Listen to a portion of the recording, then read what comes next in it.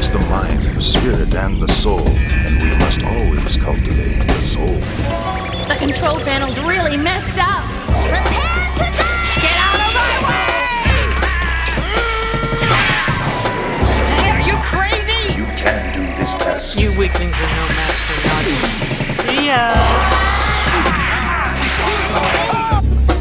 Morning, top of the morning, top of the morning, top of the morning, top of the morning, top of the morning. What's good, y'all? Welcome back to another Nostalgia Side Review. So, if you can't tell by the title, this video we're going to begin to Tenchi Muyo, Tenchi Universe. And whether or not this series was actually dope, or is it just nostalgia, clouding our judgments to live in the past and not realize things for what they really are, unnecessarily increasing the quality of something we grew up on just because of fond memories. I mean, honestly, nostalgia is a hell of a drug, so I took the time to rewatch this series in English dub in its entirety, not including the other Tenchi Muyo OVAs and seasons, for you. Not me, you. Not me, not Hermione, you. But before we get into the video, please be sure to subscribe to the channel as well as hit the notification bell to get notified for more content that I put out. As well, if you end up enjoying the video, be sure to hit me with a like and leave a comment and let me know your thoughts on this series. So, without any further ado, let's just get into it, y'all. If she ain't got a butt, fucking get it to her.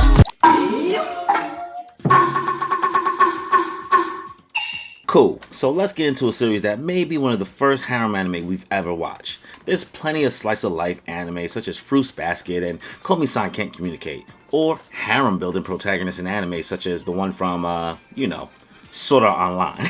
But Tenchi is an OG in the harem space, and it's not even as harem-y, if that even is a word. As you may remember, Tenchi Universe, known in Japan as Tenchi Muyo, is a 26-episode anime television series directed by Hiroshi Negishi. It is the second major animated installment in the Tenchi Muyo franchise, succeeding the original Tenchi Muyo, Ryo-Ohki, and preceding Tenchi in Tokyo.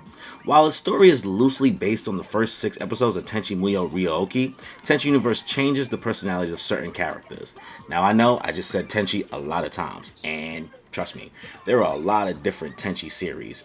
I really had a hard time tracking down which one I actually watched growing up, and this was definitely one of them, but I do remember watching a different one. But Tenchi Universe is the one we'll be tackling, so back into more details. Tenchi Universe was originally broadcast on TV Tokyo from April 2nd, 1995 to September 24th, 1995. The English dub version of Tenchi Universe was originally aired on the San Jose, California PBS superstation KTEH in late 1997 in its originally uncensored form as part of its Sunday late prime, which is, 9 p.m. to after 12 a.m. sci-fi programming block. In 2000, it was picked up by Cartoon Network for broadcast on its US and European Toonami block.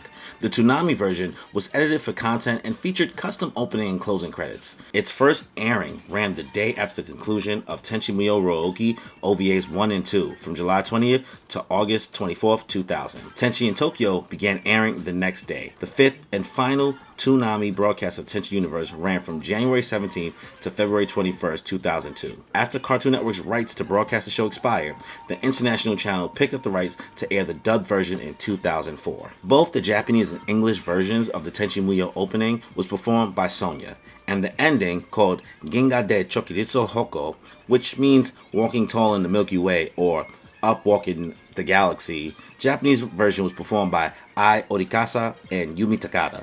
English version performed by Diane Michelle. To be honest, the opening song is really, really, really good. It really gives that feel of the 90s. But that ending song, bro, that is a strong confidence that the singer has in some of the lyrics. And I'll slowly say some of the lyrics to you. When you go fishing, you catch a boot or some other trash. When you play at cards, you lose all your cash. You're so pathetic, you never win, and you never will. Not the kind of girl who'd make any guy feel a thrill. Bro, what? It gets even spicier, bro. I'm sorry, you'll never be a goddess like me. Step aside, this is how it's gonna be. I'll get the guy, yes, I'm the one, who'll always win the day. I'm strong, and I am beautiful. What more can I say? What? Bro, what are you talking about, man? Bruh, the confidence that's in this ending song, I had to break it down that way. Because when you hear it, it sounds pretty. But it's pretty savage when you get down to it. But that's enough about the intro into the series and the intro and the ending song. Let's get more into the plot of Tenchi Muyo, Tenchi Universe. So, here's the plot of Tenchi Muyo, Tenchi Universe. Our hero, Tenchi Masaki, is a luckless hero who happens to attract many of intergalactic hijinks in Tenchi Universe, which is an alternate universe retelling of the original Tenchi canon. 17-year-old Tenchi Masaki is a regular guy whose life takes a turn for the bizarre when Ryoko, the baddie of a space pirate, crashes at his grandfather's shrine. From there, before he knew it, Tenchi finds himself surrounded by a cornucopia of chaotic, intergalactic, charming baddies who do everything they can to make his life just a tad bit interesting. This story gives slice-of-life vibes, showing all the hijinks our characters deal with on a typical day-to-day being with each other, while having this space adventure and space politics main plot that feels like a subplot driving the story forward. Our cast is driven by trying to find a way to clear the names of our princesses of the Jirai royal family, Ayeka and Sasami, from being framed and shunned by their family, all while they are being framed and hunted down by the galactic police. So let's get into some of the characters. Tenchi Universe is no surprise to great characters, and honestly, this misfit bunch that we have thrown together deliver diverse personality types as well as great depictions of strong female characters you don't see too often in fiction. Tenchi Masaki in Tenchi Universe, Tenchi is similar in personality to the Tenchi Muyo incarnation, but has no powers beyond the ability to use Tenchi-ken, which is, the magic system, power system of this world. Tenchi does attend school, but it is a long commute for him because he lives at his family's shrine in the mountains. He is pretty agreeable, noble, and straight-laced high school student who always wants to do the right thing and doesn't really seem to take much interest in women currently, but always finds himself in a precarious situation, feeling flustered by the attention he gets. Now, let's get into Ryoko. Ryoko. Man, Ryoko is a space pirate. She was introduced to Tenchi by crash landing on Earth during a dog fight with Mihoshi. Tenchi found her, and it was almost love at first sight, at least for her. We have no idea what her origins are, and that is never revealed. Ryoko can summon an energy sword and shoot ki blasts, and she can also fly, teleport, and make copies of herself. Ryoko is generally less powerful than in Tenchi Muyo. She's very emotional and brash, but not as much as in Tenchi Muyo. And she enjoys doing things to make Ayeka mad, which includes flirting with Tenchi. Ryoko also has Ryo-Ohki, her pet cabbit, which is like this cat, rabbit, animal thing, whatever, which can transform into a well-armed spaceship. She also has an arch rival, Nagi, who also has her own cabbit, a male named Ken-Ohki, and the two rabbits, they got like a crush on each other, so they be flirting and shit. It's interesting. I hope you're not a furry, because next up, we have Ayeka Masaki Jirai. Ayeka is a princess in the Jirai royal family. She is normally shy and demure, but also seems to fall in love with Tenchi on the very first day she meets him. Ayeka was drawn to Earth by Mihoshi's distress signal, but once again, she finds Ryoko there as well, and a massive fight eventually occurs. In this series, the rivalry with Ryoko started back during their childhood, which is shown through a series of flashbacks, which both Ayeka and Ryoko are blaming each other for both of their problems, which is honestly a great gag that happens the whole way through. Though normally she's well-mannered, but a little stuck up and pretentious, Ryoko usually brings out the obnoxious and petty side of Ayeka. Ayeka has a ship called Ryo, which crash lands on Earth. However, it becomes incapable of flying when it begins to regenerate, taking root to the wreckage of her old ship. Honestly, there's a lot of OOOs and OOKIs in this, so, you might hear me stumbling.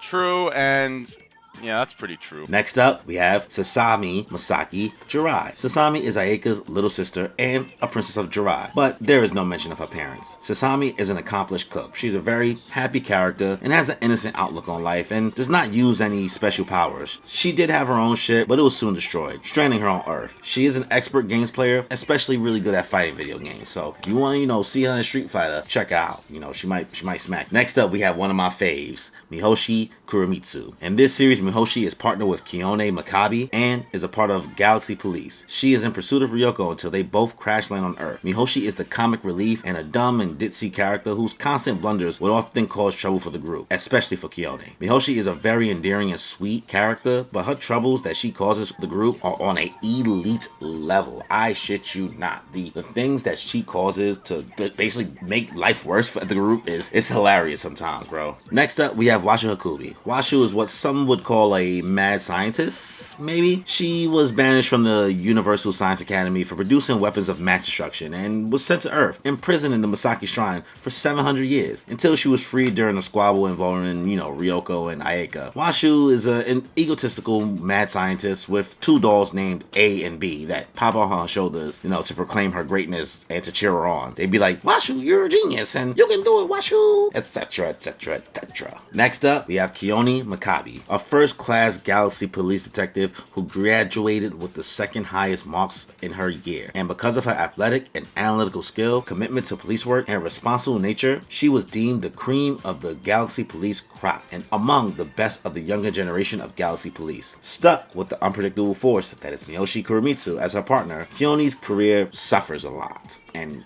when I say a lot, I mean she be suffering, bro. And with that, she has become somewhat bitter and depressed with her misfortune, hoping that she can earn a promotion and transfer away from Miyoshi, which would ensure a much better prospect for her future. But despite the trouble Miyoshi has brought her, Keone holds some, hidden fondness for her partner. So I just rounded out all the women, but let's not forget about Tenchi's dad and his grandfather. First up, we have Katsuhito Masaki, who is Tenchi's grandfather and is later revealed to be, spoiler alert for something that came out a long time ago, Yosho, and is a part of Jiraiya's royal family, along with being the greatest swordsman who has ever lived. While Ayeka and Sasami are from a distant branch of the imperial family, Yosho is a lineal descendant of the main line and is the rightful heir to the throne of Jiraiya. This also makes Tenchi the direct heir to the throne. Eventually, he decided to leave Jiraiya and pursue his own interests after a battle with once close friend and rival Kagato. Upon arriving on Earth, Yosho met the Masaki family, who guarded the shrine, which coincidentally housed the great scientist Washu, and trained in order to take over as his guardian and Shinto priest. He took the name Katsuhito Masaki and fell in love with a member of the family named Isuki, who would bear his daughter Achika Masaki, the mother of Tenchi. Katsuhito gives off usual wise grandfather and anime vibes that usually has a lot of pep to his step vibes also, and is always aware of what is going on, which makes sense since he wasn't even freaked out about all the women staying in his home and seemed not shocked that they came from outer space. And lastly, we have Tenchi's father, Nobuyuki Masaki, who is also Katsuhito's son-in-law, though he prefers to address Katsuhito as father since he married into the Masaki family. Nobuyuki's personality is very all about work since he's an architect, but is also very flirtatious and all about women at the same time, and gets excited for Tenchi at every turn there's a woman involved with him. Nobuyuki and Tenchi have always lived with Katsuhito. Nobuyuki constantly complains about the long commute and how he can't catch a break from work with so many development projects. So now that I've given you plot of Tenchi Universe, as well as gave you a list of the characters, now let me get into my thoughts on Tenchi Universe. First off, let me start by saying, why are there so many damn Tenchis? Like I said before, picking the right one for this video had me feeling dumb. So I was struggling to find the right one. I don't know why I remember back in the day, it was like Tenchi Muyo I saw first, or remember, then Tenchi Universe was like a sequel or something. But then I went back and I'm like, did Toonami air the OVAs as Tenchi Muyo, then gave us Tenchi Universe? For the sake of this video and my time, I went with Tenchi Universe instead, since I skimmed through the OVAs and don't remember that animation as a kid, and Universe looked more familiar to what I remember. So apologies if it was the OVAs that aired first, but hey, my video, my rules. Sensational. The series opens with episode 1, No Need for Discussions. Tenchi finds Ryoko in the woods, and she finesses him, saying she's being chased by a space pirate in a mech suit. Definitely turned the damsel in distress trope on its head, with her landing in a foreign place, running from pursuers. During the pursuit that Tenchi tries to help Ryoko get away from, the robot suit then falls flat on his face, and Ryoko kicks it off the cliff effortlessly. After that, Ryoko and Tenchi run to Tenchi's grandfather and father, and Tenchi is shown to be the sensible one and not fully trusting what just occurred, but his father and grandfather are ridiculous and just see a beautiful lady. You can smell the finesse in Ryoko from a mile away. She even at one point says, "I thank you, honorable father," and bruh, does Ryoko got me weak early on. Like, she is hilarious from jump. And even in the episode, you see her playing video games in Tenchi's house, and she gets welcomed into super easy. And what's even funnier is, the game she's playing gives you a big hint of her biggest rival in the first episode. With all this going on in the first episode, Tenchi wants no parts of her lust. He's a better man than me, honestly. Cause Ryoko. Nice! Call me. The robot then shows up to the house and Grandpa one-hit kills it. Whole time watching that first, you're like, what is this old man's deal? But the robot mech suit opens up and it turns out to be another new character to add to the carnival, Mihoshi. I love me some Mihoshi, like I said. I know she's dumb, but she's endearing. Mihoshi ends up being stranded as well with Ryoko at Tenchi's house. But during the first episode, Ryoko gives a hint to how much power she has and decides to stay with Tenchi and whispers sexually in his ear that she's here for a good time, not a long time. She didn't actually say that, but honestly, she might as well have. I'ma be nice. I'm trying to get like you, my boy. And Tenchi fathers a thirst bucket and hype that it's just women staying in their crib now. And that's episode 1. And then the next episode we get No Need for a Princess. Which I will say, the naming conventions of all these episodes all start with no need and then whatever they want to put with after. And I think that is super clever. I like it a lot actually. So with the next episode being No Need for a Princess, we get introduced to Princess Ayaka, who's annoying to me from jump, bro. Ayaka's on her way back to Plan Jirai and decides to stop off on Earth in response to a distress call sent by Mihoshi. But as soon as Ayaka peeped Ryoko was just there chilling, it was on sight for her. When she arrived, Mihoshi was begging to be saved, and Ryoko and Ayaka just are hilariously arguing the whole episode and fight because, you know, that's just what they do, especially because they just want Tenchi's attention. By episode 3, Sasami appears, which is fine, but her character barely does much. The real hijink ensues when Ryoko shows up with an egg and fakes being pregnant, basically, and said it's Tenchi's. And Grandpa was like, it looks like you gained some weight, Ryoko, like a savage. Like, bro, Grandpa, you bugged out. And then Tenchi dad is like, I'm thinking you slow on women, but you out here, son. Tenchi's tight, cause like, it's not his child, bro. Like, it's an egg. And Tenchi's like, I never hit that. Come to find out, later on in the episode, it hatches to Ryoko's pet, Ryo-Ohki. You know, the rabbit-cat hybrid thing I brought up earlier. But get this, Ryo-Ohki transforms into a goddamn ship, son. Like, I get it, it's anime. Anime, sometimes you be bugging. So, I'm not going to continue to give an episode-by-episode breakdown of the series, but I just wanted to give you a feel of some of the nonsense that occurs with these characters in the first 3 episodes, since a lot of people go by the 3-episode rule for anime. Eventually, the rest of the cast is introduced. In episode 4, Washu, our mad scientist, who was originally thought to be a goblin, was sealed in the cave at the Masaki Shrine 700 years ago due to her crazy experiments, and gets freed because Ryoko was trying to make scary movie-type jump scares, date vibes with Tenchi. Sorry, I was all over the place with that one, but she did force Tenchi to go into this cave with her. And in episode 5, we find out that Mihoshi was reported missing by the GXP and presumed dead over a month ago. But then Keone is sent to Earth to follow up on Mihoshi's disappearance with much reluctance to having to be partnered with her dumbass ever again. Keone is horrified to learn that not only is Mihoshi alive and well, but is living quite happily with the wanted criminal Ryoko. Determined that the mission should not be a total waste of time, Keone decides to arrest Ryoko while she has a chance. But with Mihoshi on hand to help,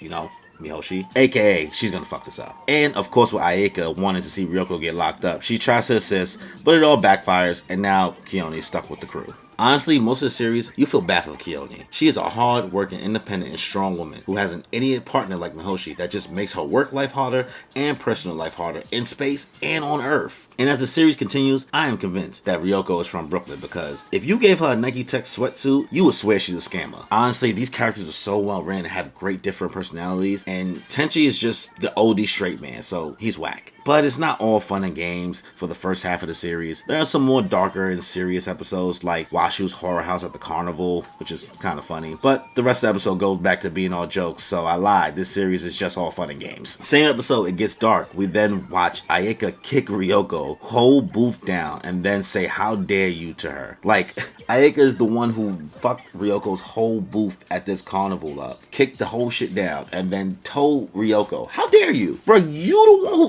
what? That's no good." Son, Ayaka is hating it. Like, she just be, I'm not a fan. I mean, putting aside my hate for Ayaka, the Ryoko and Ayaka beef is hilarious. The extent they go to being petty is crazy. And as noble as Ayaka is, you still can't believe her flashback stories completely over Ryoko's. You have no idea who's telling the truth about who screwed over who first as kids. Now, if you don't really get what I mean about these flashback jokes, let me explain the ongoing flashback joke. These two in every argument always flash back to why they hate hate each other and blaming the other one as to why they are like this to each other, as if one caused the other trauma as a kid, but they always make themselves look like a saint in the story. But you know you can't trust either one of them, and our main cast doesn't either. Around episode 9, things actually do start to get serious. The episode opens up and it's snowing. We get to see Tenchi and Grandpa staring, and not gonna lie, Tenchi shows that he's fake nice at fighting. But most of the episode really is somber, as it shows to be a reflection episode for Tenchi, his father and grandfather, and they're all seeming to all remember Tenchi's mom because of the snow. But Tenchi is having a hard time remembering, but you realize how strong of a bond these three have formed since her death. But the ending of the episode hints OD that Tenchi is not from Earth. Also, Ryoko's, nemesis Nagi shows up, and the episode's dope, but the beef is quelled by the cats wanting to make the nasty with each other. Hashtag not a furry. Oh my god. But let me emphasize, Nagi is a savage. She even dragged Tenchi into town in a coffin like a gangster. Like this is a cartoon. But near the end of this episode, we get this line for Ryoko, which you kind of feel like this will mean something later on. She says, "I've never ever regretted anything I've done in my entire life." And you feel like the gravitas of that statement meaning something more to the series for this character. I will say, I was a little disappointed at this point because we randomly go into this alternate universe storyline for episode 11 and 12, and it's kind of meh. Like, it got my hopes up thinking the story was about to take this dramatic turn, but that's my fault for accepting something the show isn't trying to be right now. But then, boom, we get to episode 14, No Need for Rebellion. And this is where shit finally gets serious. We get a realization that it's been 3 months since the carnival arrived to Tenchi's crib. And by the carnival, we mean, all the girls showed up. And out of nowhere, the whole house just gets snatched up by the Jiraiya's military. Sasami, Ryoko, and Ayeka are kept as prisoners because they have been labeled as traitors to Jiraiya, and the rest of the crew decides to rescue them. Grandpa and Tenchi just be getting busy washing guards up on the shit that they go on, and Washu and the dad from a distance are like, "Oh, okay, nice, they got this." I like it a lot. They break them out fairly easily, but now they can't go back to Earth since they are on the run from Jiraiya and, the Galaxy Police. While this all went down, Keone and Mihoshi get back to Galaxy Police headquarters, and immediately Keone runs into one girl who is just a pure puta to her, like grade A puta. While Keone is at headquarters, she finds out she's supposed to be getting promoted, but then is told that Yosho took back the throne from Jiraiya from her superior and said Ayeka and Ryoko tried to do a coup for it. And honestly, if you don't know, my favorite word is coup d'etat. I love me a good coup d'etat. Hold up! Wait a minute! Not that I would ever do something like storm the Capitol. Like, I just like the word coup d'etat, but I would never do that. Eventually, we realize that the Galaxy Police is in cahoots with Yosho and Jiraiya, and they turn on Keone and Mihoshi because they think that, they know where Ayeka is. And the two of them get away in order to join back with the group. Shockingly, Mihoshi was the MVP here for their escape. So, Mihoshi, you get some love there. Yes! Yes!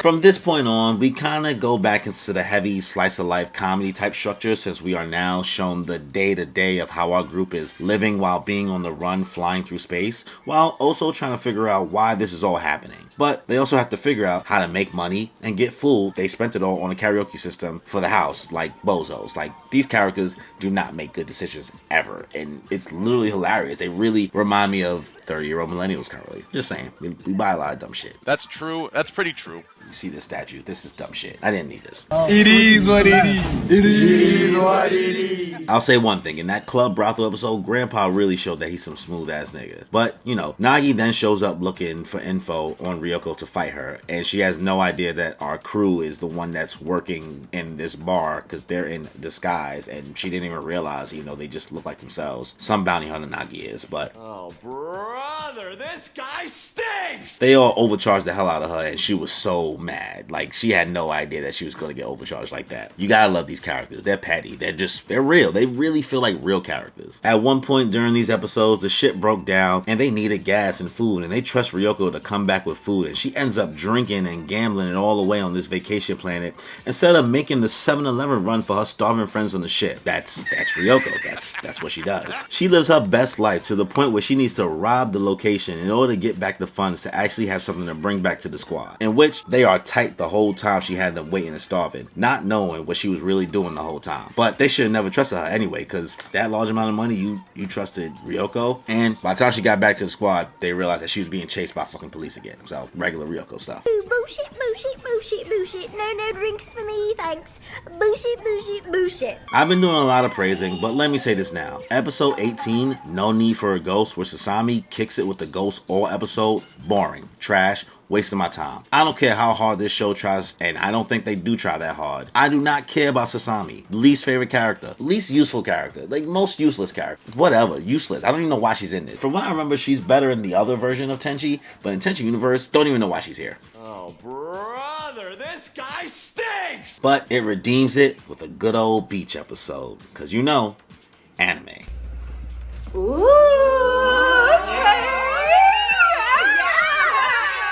We get the whole female cast in bathing suits, even Nagi, who wins the swimsuit competition against all of them. So, that's a thing. Hey, you coward! Come back! But now we start to reach the final couple episodes of our adventure. Episode 22, No Need for Nights. And our crew is in Jiraiyan territory, and they are getting chased and go to this planet to get away that only Grandpa knew the directions to, but no one knew how. Eventually, we get the obvious that Grandfather is some type of Jiraiyan manstem. When at the Jiraiyan sacred grounds, he turns Kamadake and Azaka, you know, the two dudes in the floating wood things that I haven't talked about once. I really haven't talked about them once, but they usually use them for the eye catcher. It goes boop, and then they boop, and then Ryoko shows up. But you know, whatever. They're fine. They don't really do much. But he changes the wooden blocks into reincarnated ancient Jiraiyan warriors. And boom, here comes the revelation. Grandpa has been Yosho the whole time. And the person who we thought took over Jiraiya claiming to be Yosho is an imposter. What's funny is how when Tenchi dad was like, yo, why didn't you tell me? And then Grandpa was like, yeah, sure. I'll tell my daughter's Earth husband I'm actually from space. It's valid. It's valid. Sounds like a real reason to not say anything. Okay. But this explains why Grandpa is so nice at everything, and Tenchi is basically Ayeka's cousin, which, yuck, incest. That's no good. So, this dude that was from the Jiraiya family faked like he was Yosho, who we find out from Grandpa that his real name is Kagato, pulls up on the planet where Kamadake and Azaka was resurrected and washes up Grandpa and Ryoko and takes Ayeka. Like, Kagato just pulls up like, boop, boop, boop, boop, boop, nothing. After that, Tenchi ends up being helped by Washu, as he has to come to terms that he's special and has to be the one to stop Kagato and save Ayeka. She convinces him that he could wield a greater force of Jiraiya power than his grandfather, and of course, she ends up helping him with the rescue by disabling the Jiraiya fleet with a computer virus. Ryoko tries to beg Tenchi to choose to be with her instead of saving Ayeka because she knows he will die if he goes, and Tenchi lets her down kind of gently and kept classy. I gotta respect that. And says he can't forsake Ayeka. Still incest, just saying. Do it! Just do it! Ryoko then decides to still help Tenchi, even though she don't fuck with Ayeka. Also, Nagi ends up pulling up and helping Tenchi. Ryoko and the boys go to Jiraiya to save Ayeka, but Ryoko is still badly injured from that ass whooping from Kagato, and she's hiding it from Tenchi for his sake, and she gets them there on max effort, bro. But she decides to not go into the palace with them and seemingly dies on her shit with Ryoko, giving one of the saddest meows, because that's what Ryo-Ohki does. She meows a lot.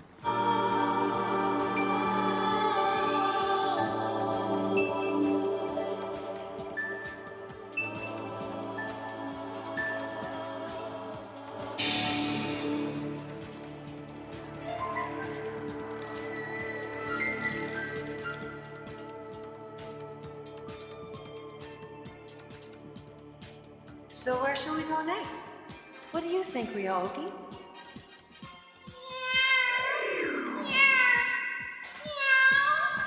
So when Tenchi and the boys arrive to Jiraiya to fight, the new guards of Jiraiya show up to stop them from reaching Kagato, but in usual anime fashion, we get a good old fashioned, you go on ahead, I'll take care of this, from Kamadake for one guard and Azaka for the other. And Tenchi is sent to go alone to the throne room to shoot the ones. Honestly, a quick note on that fight they had with the guards, it's nice to see moves being used in anime with no names. Like, I can't remember the last time I seen just like hands with no names for attacks being used. Like, the moves are just being done and there's no special attack name to this technique or nothing. They just OD. And I mean, like, to the point of Azaka put a hole in homie's stomach that he fought straight up, like she. We then get to the final battle, Tenchi versus Kagato, a good old-fashioned lightsaber battle, because, you know, I guess Jirai stood for Jedi? Maybe? Also, check out Obi-Wan. Pretty dope. I'm joking. But the name of the sword is called the Tenchi sword. Great name, guys. You really were creative with that one. Also, Kagato has a dark saber, which is pretty clean, not gonna lie. He straight up tells Tenchi, so kill me. Like, Tenchi's like, no, you did all this stuff, blah, blah, blah. Like, I'm gonna stop you. And Kagato's like, alright, kill me then. You have nothing to worry about. All you have to do is defeat me and you can do whatever you want.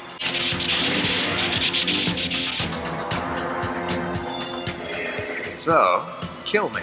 And Tenchi does try to go in for his swing, and it is a complete failure. Kagato just effortlessly knocks him back. Kagato admits his plan all along was that he wants to end the direct bloodline of Jirai. But, something weird happens. During this, Ayaka gets mad out of nowhere, and she gets out easily. Which, like, cool. Fine, sure. Why didn't she been do that? And she can also throw Hadoukens? Like, what the fuck? Where'd that even come from? Like, she throws Hadoukens, but the Hadouken didn't do nothing to Kagato. He just kind of, like, brushed that off, and then, you know, she gets one-shotted trying to protect Tenchi. Tenchi then screams she's gonna protect Ayaka, and the Jirai tree reacts and changes the area to look like an earth forest. Tenchi then feels emboldened and stronger from Jirai's power, and him and Kagato stand off, leading to Tenchi pulling out the win, and while losing, Kagato sees a vision of Yosho and Tenchi. Honestly, the final fight scene was short, but pretty well done, all considered this hasn't been an action anime, really. Random note though, 90s crying is so fucking funny in anime. Like, Ayaka running into Tenchi's arms, like, the way they cried in the 90s in anime,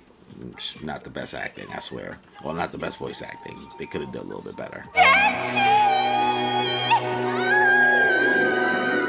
But honestly, after all this seriousness, it made me appreciate the lighthearted funniness of the early episodes. And the last episode preview was actually pretty well done, I'm not gonna lie.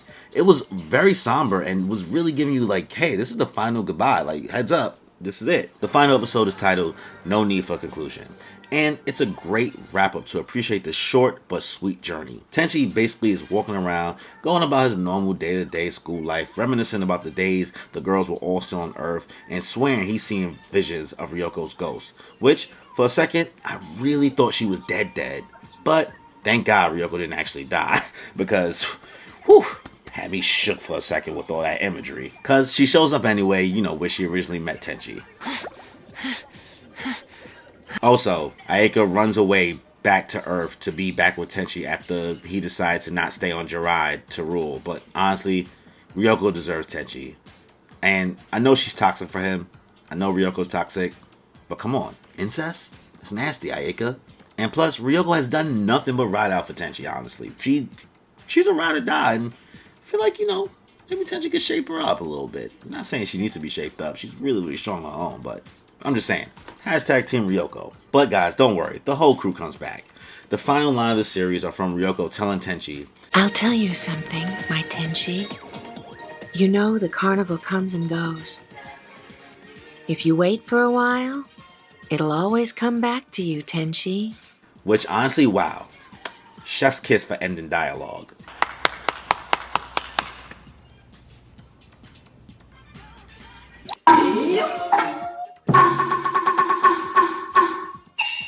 So, to wrap up this video, overall, do I think that Tenchi Muyo Tenchi Universe is actually good, or is it just nostalgia clouding our judgments? You know what I think it is? Honestly, growing up, I never saw it in its entirety in order. Sometimes I would miss an episode after school, but I think that's what drew me in at the age, was seeing a young male character have girls thrown at him, and he just didn't seem to have any interest or know what to do with them.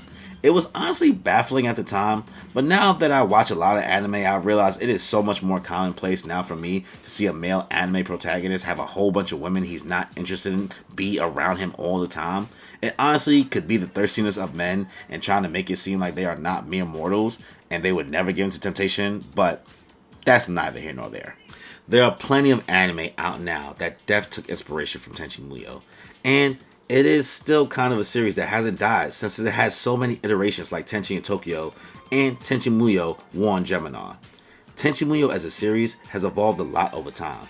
And if I'm being honest, Tenchi Muyo Tenchi Universe as a series is that. It is great chaotic fun, solid music, doesn't try to get deeper than what it is, all while having those comedic slice of life moments, romance, and space adventure elements. Overall, I can give Tenchi Universe a 7 out of 10.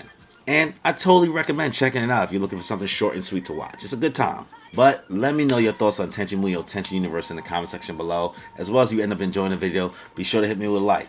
Also, be sure to subscribe to the channel, as well as hit the notification bell to get notified for more content that I put out. Also, the next series I'm going to be doing for Nostalgia Side Reviews is Hamtaro. We love Hamtaro time. So, on that note, y'all, enjoy your life. I'm feeling great and feel the vibe. I'm really grateful we alive. And I'm feeling great cause lately I've been on the way to something great. And I feel alive cause I create like every day and I'm on to